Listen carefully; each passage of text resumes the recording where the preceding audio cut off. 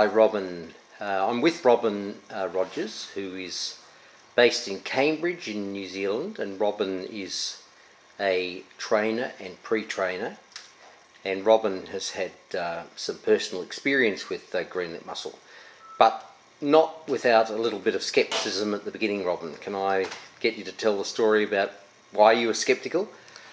Look, I was looking to use a product for one particular horse we had that had gone open class, but with coming open class he had a bit of age on him, and for years he had had a considerable number of issues, and to combat those issues we tried numerous products, both oral and injectables, with limited success. Some had worked somewhat and some had made no difference whatsoever. So I was sceptical that would the product work or would it have limited or no effect.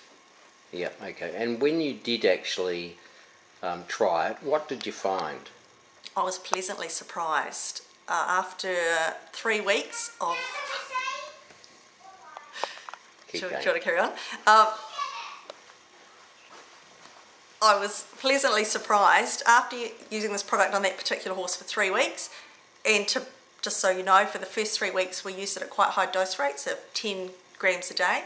It was a notable effect and greatly enhanced.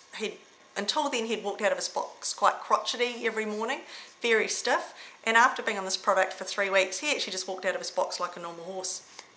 Yep, okay. And what about, did you notice any improvement when you trotted him out, Robyn?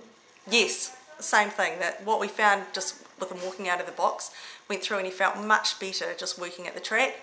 He just never trotted great, I'd have to say, but he improved from what was a 25% nearly clinically lame at the trot to what I'd say was probably a 75% or 80% trot, and at cantering and galloping, like he was just like a different horse. He felt much sounder. Yep. So Robyn, what sort of horse do you think is going to benefit from being fed Rejuvenate muscle? Look, any horse that you want optimum performance from, really. Yep. Okay, so do you, like when you smell the Rejuvenate muscle, it's got quite a strong fishy smell. What's been your experience with palatability? That's what surprised me the most. We've actually had no issues with palatability, so much so that now we just feed it routine to everything. Everything that's in the stable gets 1 gram a day just as a maintenance dose, and I've had no trouble at all. Everything eats up. Yep, okay.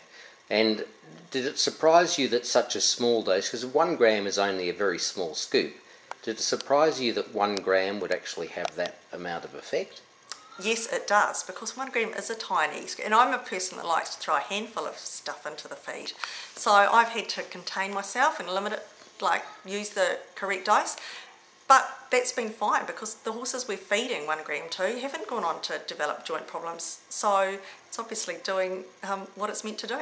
Yeah, okay, very good. So Robyn, you know, roughly $500 a kilogram, that's 1,000 horse doses, so 50 cents a day. Is that, how does that, do you think it's worthwhile doing?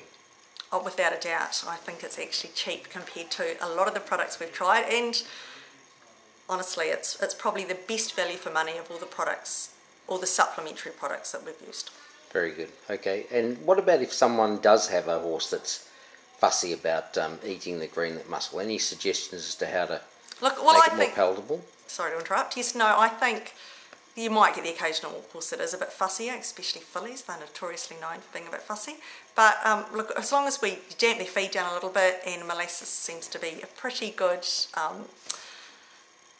thing to add to the feed to make them like it. So if you haven't got molasses food to start with, then just adding a bit of molasses and water certainly, just for even for the first week to get them on it, will certainly go a long way.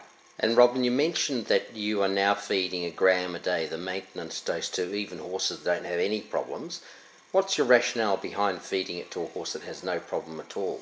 Because I've faced the vet bulls of treating horses that do have problems.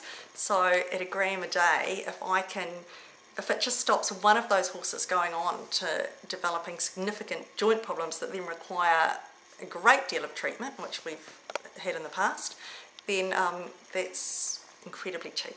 So you told me earlier that during your tertiary studies you learned that joints actually don't have a very good regenerative capacity. say compared to damage to the skin heals well, damage to a joint doesn't heal well. So is that part of the reason you decided to take this preventative approach? Yes, look, it is. The main reason I did the preventative approach, though, to be fair, is because we had such a good response to giving the treatment dose. So I thought anything that actually can improve horses with with real joint problems by giving the higher dose rate, it's certainly going to help. It must help in preventing joint problems occurring when you're giving it at a smaller dose rate. Right. Thank you very much, Robyn. You're welcome.